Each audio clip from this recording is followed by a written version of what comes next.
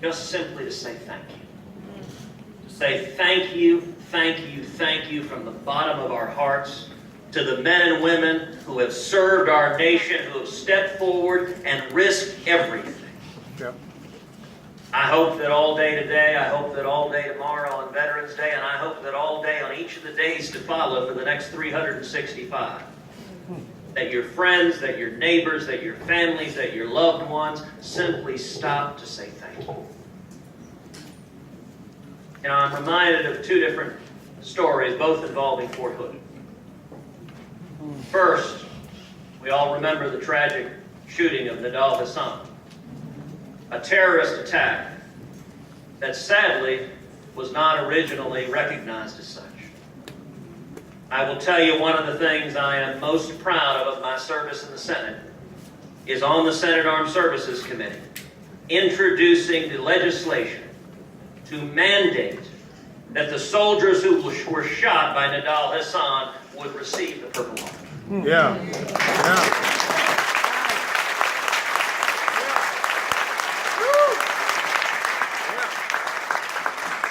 I'll tell you, when that legislation was considered, the administration, the Pentagon, opposed it, actively lobbied against it.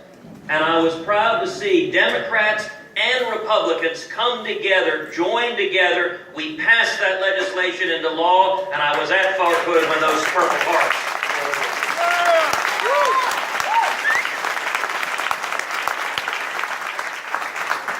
And I got to tell you, as I had the opportunity to shake hands and embrace with each of those soldiers or each of their loved ones, what I said to each of them was simply, I'm sorry. I'm sorry it took 5 years for your country to recognize that when a terrorist walked through murdering your fellow soldiers, that those who were being murdered, those who were being shot, were standing and fighting in defense of their nation, and we are thankful and grateful for your sacrifices. Amen.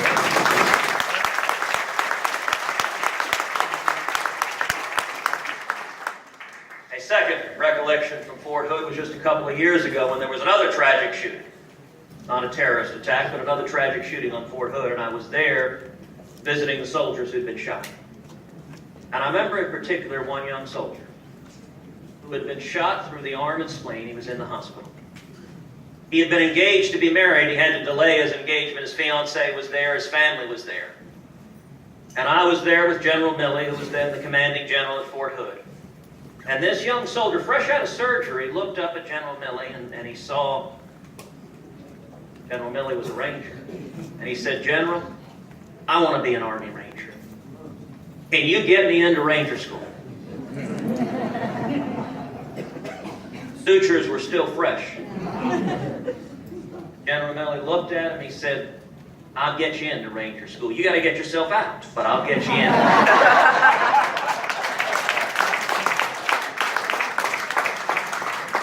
And I'll tell you a follow-up story. The next day, some of our colleagues in Congress were visiting. General Milley was again visiting with that young soldier, and that soldier reminded him, General, remember, yesterday, you told me you'd get me into Ranger School. The General removed his Ranger patch. He set it on the young soldier's hospital gown. He said, son, today, you're...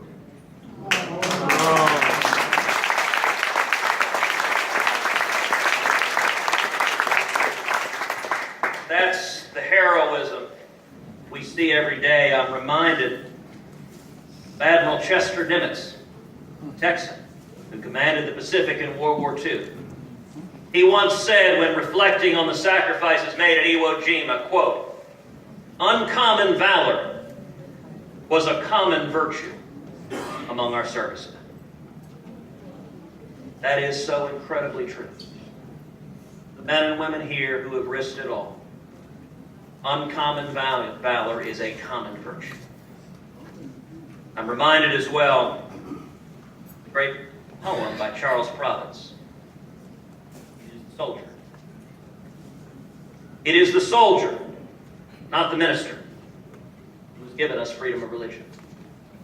It is the soldier, not the reporter, who has given us freedom of the press. It is the soldier, not the poet, who has given us freedom of speech. It is the soldier, not the campus organizer, who who has given us freedom to protest. It is the soldier, not the lawyer, who has given us the right to a fair trial.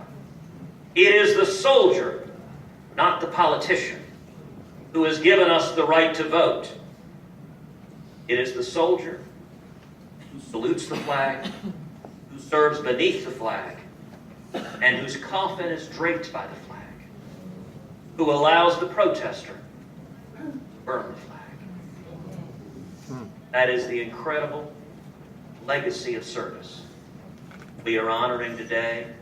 Director Vasquez, I'm proud to be here at the Bakey VA Medical Center that provides excellent care for our veterans. And our government needs to commit that we need to honor every commitment made to the men and women who serve of a quality medical care with choice for every veteran to choose your own doctor and receive the very best medical care.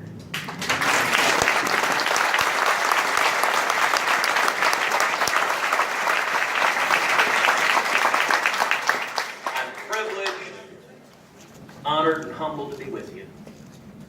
Today we simply say, as we should say every day, thank you. Thank you.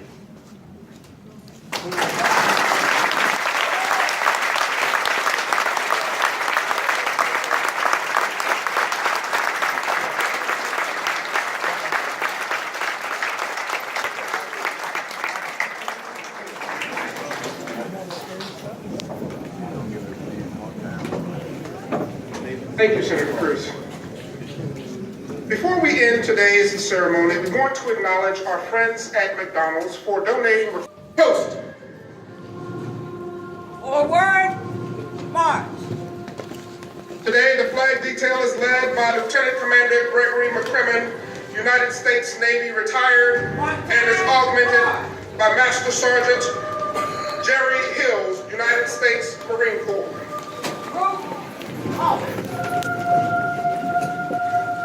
About face. I am the flag of the United States of America. My name is Old Glory. I fly atop the world's tallest buildings.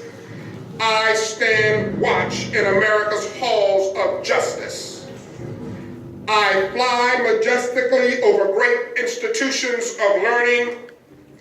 I stand guard with the greatest military power in the world. Look up and see me. I stand for peace, honor, truth, and justice. I stand for freedom. I am confident, I am arrogant, I am proud. When I am flown with my fellow banners, my head is held a little higher. My colors are a little truer. I bow to no one. I am recognized all over the world. I am worshipped, I am saluted. I am respected, I am revered.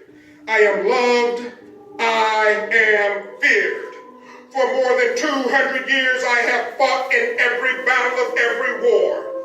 Gettysburg, Shiloh, Appomattox, San Juan Hill, the trenches of France, the Argonne Forest, Anzio, Rome, the beaches of Normandy, the jungles of Guam,